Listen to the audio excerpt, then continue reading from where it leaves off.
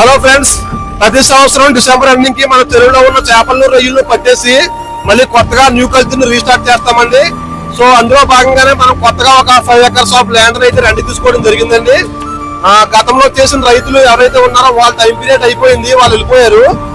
మనం present culture మంచిగా చేయాలంటే కంపల్సరీ చెరువుని తవ్వించుకోవాలన్నమాట. ఎందుకంటే గొట్లయి పాడైపోయినాయండి, చెరువు కూడా లోతు అనేది లేదు.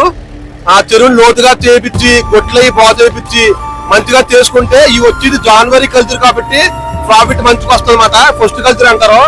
మనం ఎంత నీట్ గా ఎంత బాగా చేస్తే అంత ప్రాఫిట్ అనేది రావచ్చు ఈ కల్చర్ లో, జాన్వరి కల్చర్ లో. సో అదే విధంగా ఈ క్రెయిన్ ఆపరేటర్ ఎవరైతే ఉన్నారో ఈయన మన సబ్స్క్రైబర్ అంట. ఈయన ఫోన్ నెంబర్ నేను డిస్ప్లే మీద ప్లే చేస్తాను. సో ఎవరైనా చెరువులకు సంబంధించి ఇంకేదైనా క్రెయిన్ సంబంధించి ఏమైనా వర్క్స్ అని ఉంటే వీళ్ళు కాంటాక్ట్ అవ్వండి, రీజనబుల్ రేట్లకే చేస్తానని చెప్పారు. సో ఇంకేమైనా డౌట్స్ ఉంటే కామెంట్ చేయండి. సో ప్లీజ్ నెక్స్ట్ వీడియో కోసం లైక్ అండ్ సబ్స్క్రైబ్ చేసుకోండి గైస్.